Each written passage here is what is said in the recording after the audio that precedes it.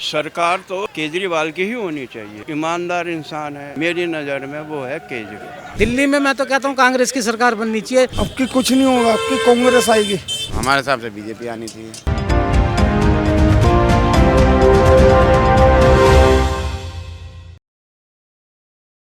नमस्कार, बहुत बहुत स्वागत है आप सभी का हमारे चैनल भारत राजनीति में और मैं हूं आपके साथ शिवानी मांगवानी।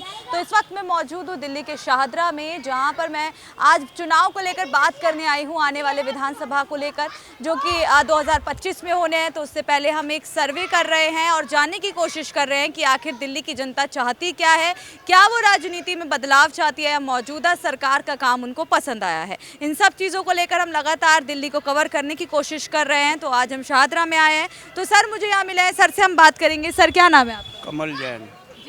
सर क्या लग रहा है दिल्ली में इस बार किसकी सरकार होनी चाहिए? सरकार तो केजरीवाल की ही होनी चाहिए, मगर उसके थोड़ा सा गिरावट आई है।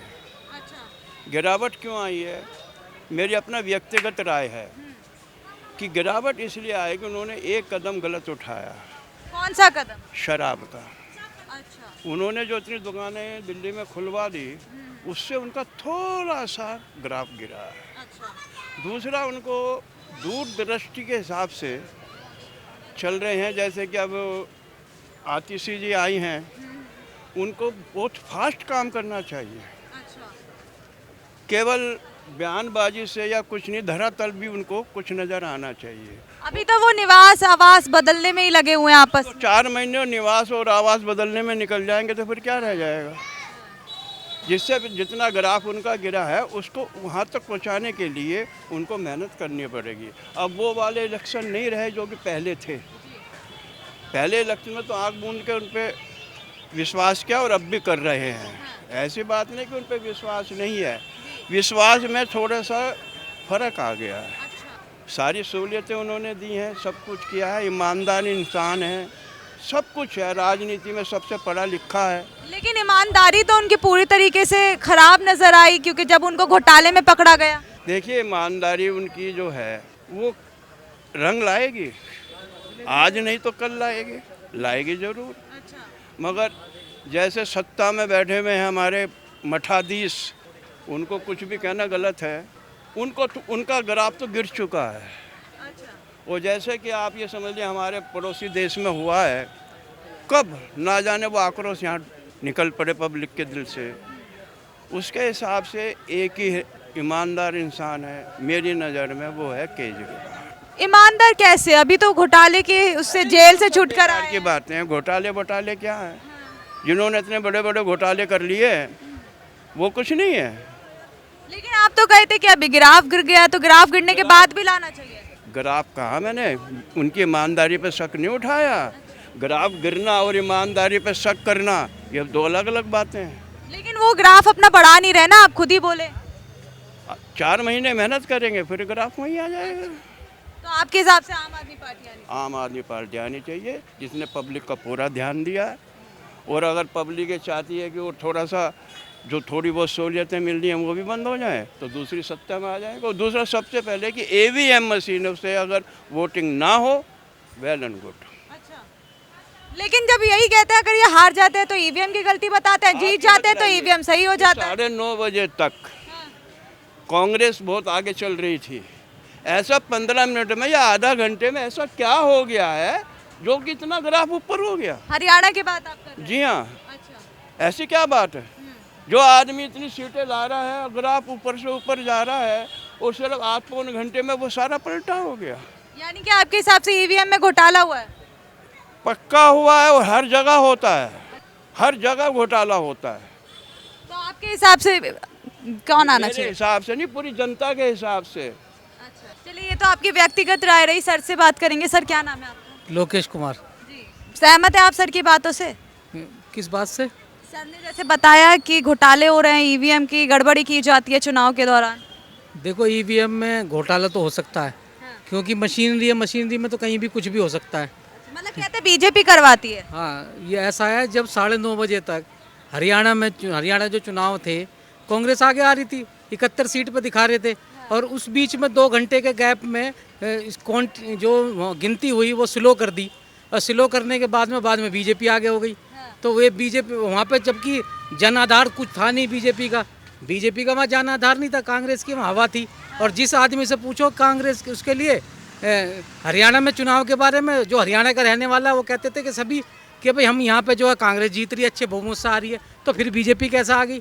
तो कहीं ना कहीं तो घोटाला है, कुछ तो है, ज़्यादा नहीं है, कुछ तो इन्होंने क्या करा है कि डीएम पे दबाव बनाया और क्या नाम है। लेकिन जब ये जीत जाते हैं तो जब ईवीएम कैसे सही हो जाता है? देखो जम्मू कश्मीर में काहे ईवीएम हैक नहीं हुआ?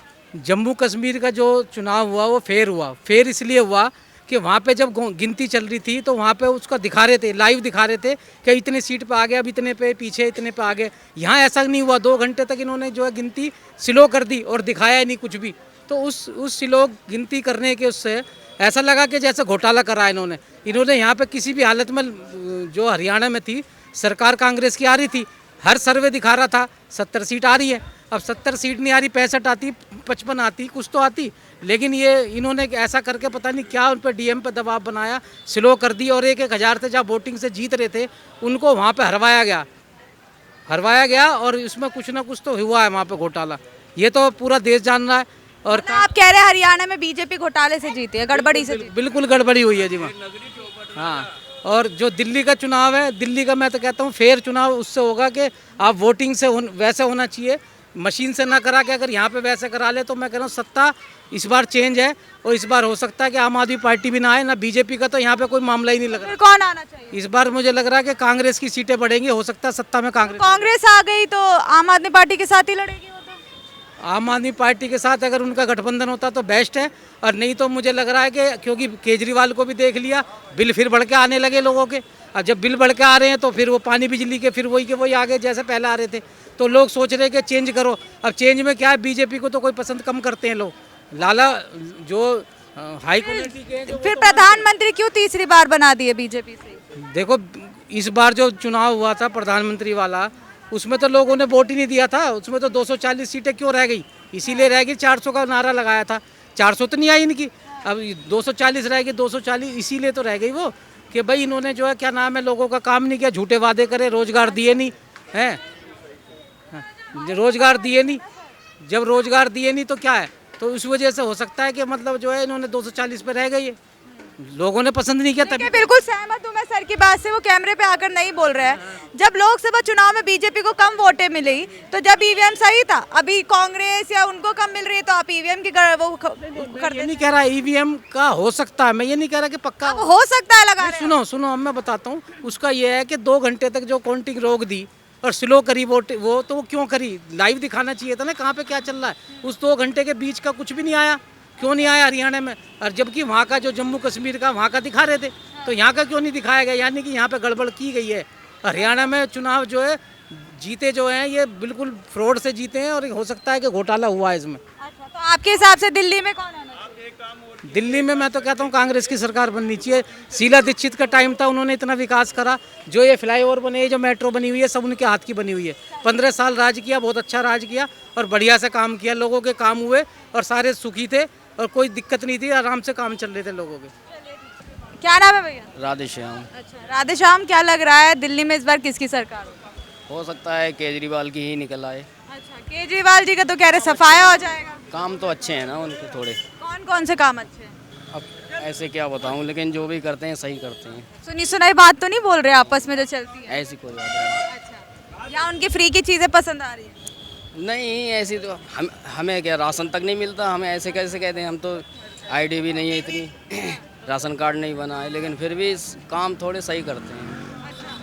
लेकिन अभी तो उन्होंने इस्तीफा दे दिया अपने पद से, केजरीवाल ने, तो क्या केजरीवाल के इस्तीफा देने के बाद फिर भी इस पार्टी को जिताएंगे? इस्तीफा से क्या मतलब, उनकी मजबूरी होगी कुछ ना कुछ तो, इसलिए घोटाले में फंसे हैं ना, तो दोबारा अब सीएम नहीं रह सकते। अब ये तो चेकिंग चल रही है, जांच चल रही है, जब तक क्लियर नहीं हो जाएगा तब तक कैसे पता चलेगा। अच्छा, तो आपके हिसाब से आम आदमी पार्टी, क्या नाम है आपका? विशाल जैन। अच्छा, क्या लग रहा है दिल्ली में किसकी सरकार होगी? अब की बार बीजेपी की आएगी। बीजेपी की, लेकिन भैया कह रहे हैं आम आदमी पार्टी की। देखते हैं, हमारे हिसाब से बीजेपी आनी चाहिए। लेकिन देखिए विधायक के चुनाव है, विधानसभा चुनाव, तो यहाँ पे आम आदमी पार्टी के विधायक ज्यादा है और आम आदमी पार्टी का जोर ज्यादा है, तो बीजेपी टक्कर दे पाएगी? दे जाएगी। अच्छा, यहाँ पे बहुत है बीजेपी। लेकिन लोग तो कह रहे हैं बीजेपी जीतती है तो ये ईवीएम को हैक करवाती है, धोखाधड़ी करके। नहीं नहीं नहीं नहीं, ऐसा कुछ नहीं है यहाँ पे। अच्छा, हाँ, अपने दम पे जीत रही है बीजेपी? अपने दम पे। क्या नाम है भैया? सुभाष कुमार।